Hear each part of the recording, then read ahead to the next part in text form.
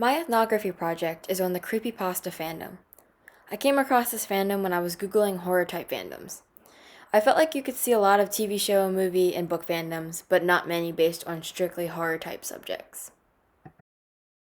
In this presentation, I will define what a creepypasta is, tell you what the goal or purpose of creating them is, give some basic demographics on the fandom, and give some examples of creepypastas.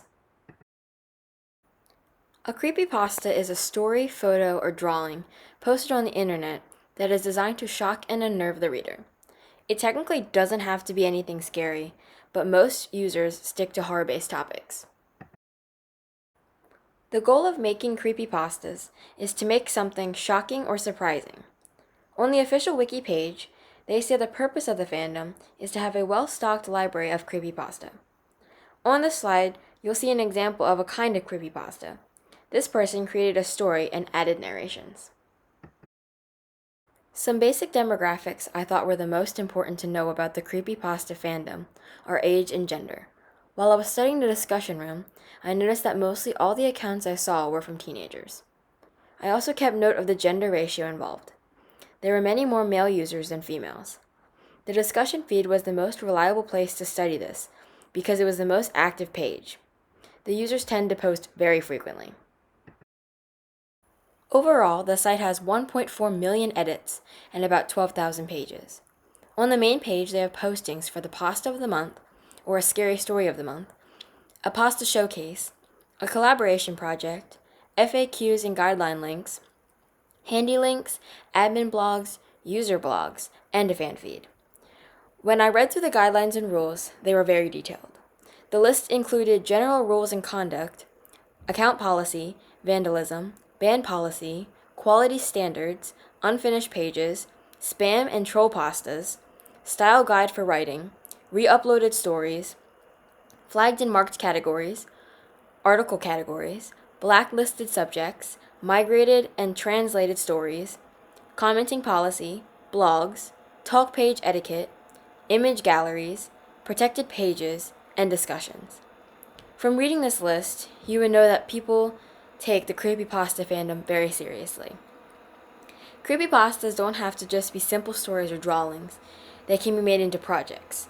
Some projects that I saw were trading cards and board games that people were making. People generally seem to be very friendly towards each other through the collaboration projects and are encouraged to do so. This community seems very safe and there is little judgment from other people. Everyone is encouraged to post their work or comments and ask each other for their opinions on what direction they should continue to go in. I found it very interesting that in the just updated section, the posts had nothing to do with the topic of creepypasta. Generally, they were very random, opinionated questions on things that didn't necessarily relate to the major topic.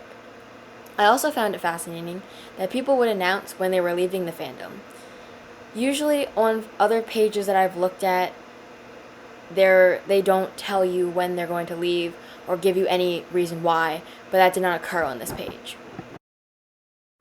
In the video on the next slide, I'll show you the process of creating this creepypasta. Basically, I listed off some scary characteristics of things you'd find in movies or cartoons. Then I took that list and drew out what would fit those characteristics. In reality, I took about 20 minutes to create this piece.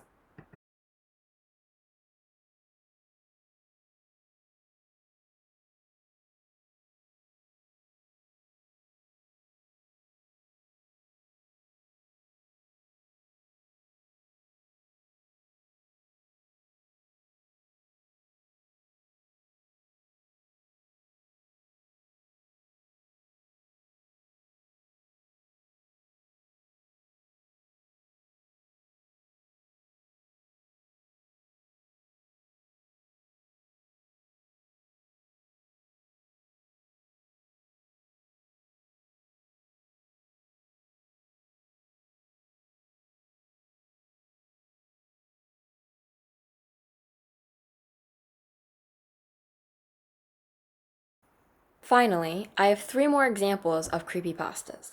The first on the far left is a screenshot of an animation cover. The second, in the middle, is a drawing. And the third on the far right is a written out story.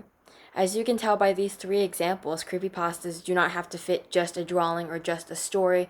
They can become animations, trading cards, miniature books, those types of things. Overall, the creepypasta fandom was very interesting to study.